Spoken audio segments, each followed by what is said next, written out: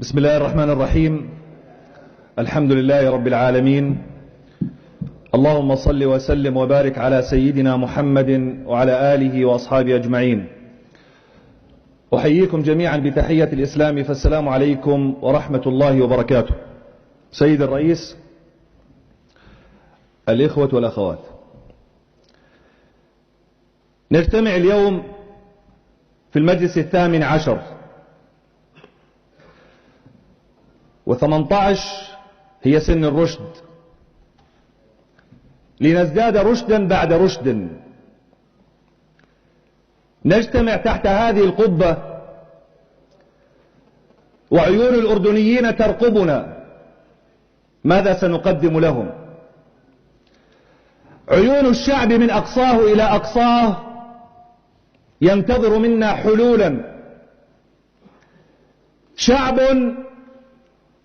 لا أقول وصل مرحلة الفقر، بل وصل مرحلة الجوع، وأصبحت أمنية الأردني أن يصل مرحلة الفقر. شعب نساؤنا تحبس على ديون، شعب يموت مع كل موسم.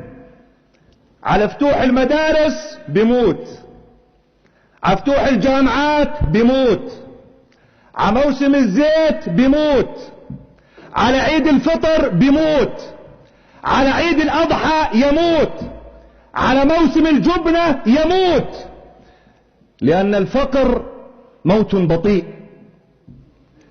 هذا الشعب الذي ينتظر من النواب ومن الحكومة أن تخفف شيئا من وطأة الفقر لا يغضب عندما نكون جميعا جياعا، ولكن مشكلتنا أننا نخصص المربح ونتقاسم ونتشارك في الخسارة. الشعب الذي ينظر إلينا لسان حاله يقول: نشبع معا ونجوع معا، لأن الفقر لم يكن يوما من الأيام عيب، فإن نبي أمتنا قد بات طاويا من الجوع، ولكنه أنتج رجالا كانوا سادة الدنيا وغيروا وجه الدنيا والتاريخ. هذا الشعب الذي ينظر إلينا اليوم وأولانا ثقته يريد أن تكون همة مجلس النواب بارتفاع هذه القبة. أتدرون يا سادة لماذا صمم مجلس النواب أن يكون قبة وليس سقفا؟ حتى تكون الهمة عالية لا يحجزها سقف. لكن ما فائدة سقف مرتفع إذا كنت فيه قزما؟ ما فائدة سقف أن يكون مرتفعا وقبة تجمعنا إذا كنت لا أجرؤ أن أقول كلمة الحق التي لا أريد منها شعبية ولا أريد رياء، ولكننا نريد لهذه السفينة أن تنجو وننجو بها جميعا إذا لم نأخذ على يد الظالم. الشعب اللي بنتظرنا برا مل وأحبط من الأرقام والإحصائيات والوعود وتشتيت الفكر. استمعت بكل احترام إلى ما قيل تحت هذه القبة من مطالبات لا تقوى عليها دول، ولا ميزانيات الخليج بأسره لا تقدر عليها. في ساعة نطالب أن لا تزيد المديونية، وفي ساعة نريد من الحكومة أن تلبي لنا كل شيء. نريد منهم أن يكونوا واقعيين، لكنه ليس نداء للحكومة وحدها بل نداء لنا أيضا. الشعب الذي ينتظرنا في الخارج له 3 محركات: الإعلام والتعليم والمسجد. أريد أن أسأل الضمائر: هل فعلا أن إعلامنا وتعليمنا ومساجدنا تقوم بدور متصل، أم أنها جزر منفصلة كل فيها يغني على ليلاه؟ الإعلام والتعليم والمسجد ينادي جلالة الملك في كل المحافل الرسمية بمكافحة الإرهاب وغيره، فهل تغير إعلامنا وتعليمنا ومساجدنا من أجل أن تحرك عقلية الشعب فإن نبينا من قبلنا ما ترك عمارة ولا شارعا ولا بناء، ولكنه ترك فكرا استطاع أن يغير به وأن يستعلي على الجوع والمذلة. الذي ينظر إلى واقع شعبنا منجم من الكفاءات والخبرات، منجم من القوة والإرادة. وأنا أدعو الحكومة أن تطلق أيدي الشعب أن يتحرك في تجارته ويتحرك في سوقه ويتحرك في فكره. ولكن احنا مشكلتنا تربينا انه العين انفتح غمضها، لأن بقاء العين مفتوحة قد ينافسك في مكانك وفي كرسيك. تبا للكراسي إذا كانت الكراسي ثمنا لهذا الوطن. احنا تعودنا ودرسونا احنا صغار الأردن طفرانة، ما فيش مصاري، الأردن محدود الموارد، الأردن ما فيه مال، الأردن طفران، الأردن طفران، من أجل أن ننشئ جيلا معوزا يمد يده للرايح والجاي. وأنا أقف أمامكم تحت القسم وأعيدها مرة أخرى، أقسم بالله أن الأردن لا يشكو قلة المال، ولكنه يشكو أمانة الرجال.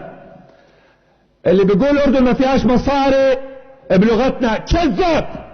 الأردن مليان فلوس، الأردن مليئة بالمال، ولكننا نريد أن ننتج شعبا متسول، مشان لما يقعد هون إذا جاء الدور قاعد هون يبدأ يعطي الدنية من أجل لقمة العيش. ولذلك اللي بتطلع على بنوكنا موجودات الأردن تتراوح بحدود 40 مليار. 40 مليار.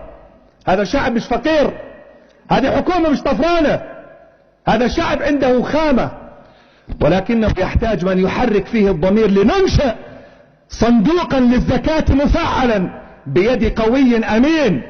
لأنه زكاة 40 مليار كل سنة مليار، والله غير نستغني عن كل اللي بيعطونا، لأنه مليار سنوي تدفع زكاة. وأنا من هنا أثق أن إخوتنا المسيحيين سيدفعون الزكاة معنا قبل المسلمين عندما تصبح هنالك مصلحة وطن. إخوة النواب، باستطاعتكم في المجلس 18 واحد من أمرين، ونحن على مفترق طرق: إما أن نكون نسخة ممسوخة لسيئات من قبلنا وكلنا يعاني منها، وإما أن نصبح أيقونة في سماء التشريع الأردني. ونحن قادرون أن يصبح المجلس 18 أيقونة في سماء التشريع، لا أضحوكة على صفحات الجرائد ووسائل الإعلام. كلكم أكفياء، كلكم أحفياء، كلكم أبناء أصل وفصل، كلكم حسيب نسيب، ليس فيكم وضيع ولا مرتش ولا مزور. أنتم النخبة، أنتم أهل الحل والعقد. ولذلك الأمان اليوم اللي في أعناقكم إنه السفينة إما أن ننجو معا أو نغرق معا. اليوم يا إخوتي يا نواب، باستطاعتنا أن يبلغ تجربتنا الديمقراطية 18 أن تكون نقطة التحول في المجتمع الأردني. لكن نقاط التحول لا يصنعها إلا الرجال وأنتم منهم. والله ليس فيكم إلا صاحب كفاءة، وليس فيكم إلا صاحب همة. وقديما قالوا رب همة أحيت أمة، فكيف إذا كان تحت هذه القبة 130 همة؟ لكن مشكلتنا بالمجاملات، مشكلتنا أننا نريد أن نداهن. وأنا بحكي لكم إياها على المكشوف، الأعمار والأرزاق عند الله، بس والله ما بفك غير ركبها. أي وزير التربية والتعليم رفض أن يوقع على معاهدة السلام، وهي اليوم وزير. وكثير من النواب محسوبين على الدولة ومحسوبين على الشعب ومحسوبين على المواطنة، ما رجعوش معك نائب. لا تقول تحسب حساب خليني ساكت مشان أرجع نائب ومشان أرضي الوزير. لا تحسب حساب أن لا تتكلم كلمة الحق ولو كانت مرة، لأن الرجل موقف وأنتم الرجال. لأن الرجولة أن تنطق بالكلمة في وقتها، مش انفعالية. ولكن عندما يصبح بلد كامل وشعب كامل على المحك، فنحن نحتاج أن ننطق كلمة الحق. الشعب الأردني على الجوع سكت، رفعنا البنزين سكت، الكهرباء سكت، الجمارك سكت، نقل الملكيات سكت، الضريبة سكت، الموازي سكت، مدينا ايدينا في جيابه وسكت. لكن الشعب الأردني يتحرك في حالتين وقد تحرك، هذه إشارة للحكومة. الشعب الأردني إذا بتيجي بدينه أو كرامته ما بسكت. دينه في التربية والتعليم، وشفت ردات الفعل، وكرامته في اتفاقية الغاز. يوقف هون وزير الطاقة، الشعب الأردني شعب واعي، يوقف هون وزير الطاقة ويقول يا أخوان أكثر من هيك ما بقدر، أنا مجبر. والله غير تفهموها، لكن أن نبقى نداري ونماري الشعب ما بيقبلها، الشعب ما بيقبلها.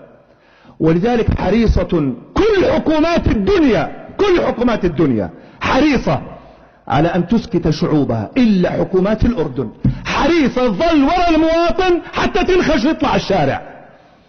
كل حكومات الدنيا حريصة على إسكان المواطنين إلا حكوماتنا، بدوروا وين الوجع وبحطوا اصبع الوجع. ينبغي أن تتغير السياسة. لا نريد حكومة تصريف أعمال، نحن اليوم نريد حكومة إبداع، لديها حلول، لديها جرأة، يديها يد لا ترتجف.